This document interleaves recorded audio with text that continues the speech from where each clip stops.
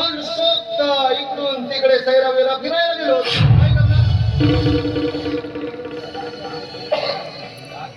यार हिट. अरे सिद्धार्थ, कॉलेज सोडून तू असा फिरायला जातो? अरे तुझे मित्रही तसे आणि तूही तसा. हे बघ बघा, मला जर काही म्हटलं ना मी सहन करेन, परंतु माझ्या मित्राला एक सुद्धा बोलायचं नाही.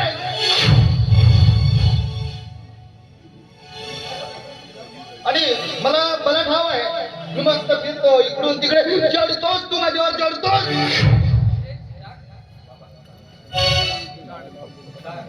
सिद्धार्थ,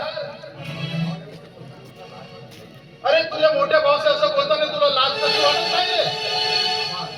लाज बाबा, लाज वाटलीस तुला मला,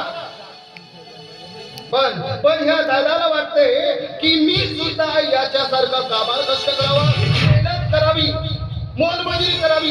चढतोय माझ्यावर, कारण त्याला वाटतं की मी उच्च शिक्षण जर घेतो ना तर मोठ्या नोकरीवर लागेल आणि लोक मला सायम म्हणतील, चढतोय बाबा हा माझ्यावर. आणि म्हणून मी कित्येकदा याला तगादा लावला. दादा तुला म्हटलो की नाही म्हटलो होतो, पैसे दे पैसे दे, दिलास का मला? कित्येकदा बाबा याला पैसे मागता, काही मला पैसे देत नाही. सिद्धार्थ, अरे तोंडाला आवाज हात नाही जात. नाही बाबा, असं काय करता आपण? त्याच्या अंगावर आपण हात टाकू नये. हे बाळा सिद्धार्थ, अरे समजून घे ना रे. अरे आपण गरीब माणसं,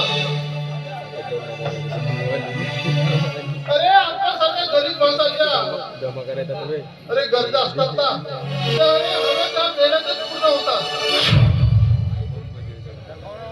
बाळा, अरे काही दिवस प्रतीक्षा करावीच लागते. प्रतीक्षा प्रतीक्षा प्रतीक्षा बाबा, किती दिवस प्रतीक्षा करायची?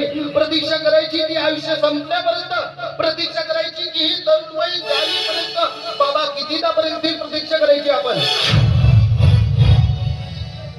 आणि बाबा प्रतीक्षा करण्यात माझी जवानी झालेली आहे. मला मुलगी मिळणार नाही, काय मिळणार नाही, नोकरी मिळणार नाही, आणि मी नुसतं काय प्रतीक्षा करत राहायची.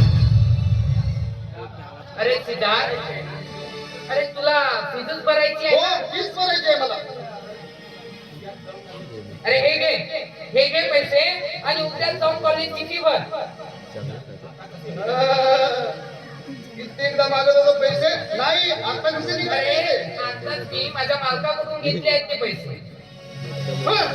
म्हणजे मालकाकडून घेतले पैसे? Yeah.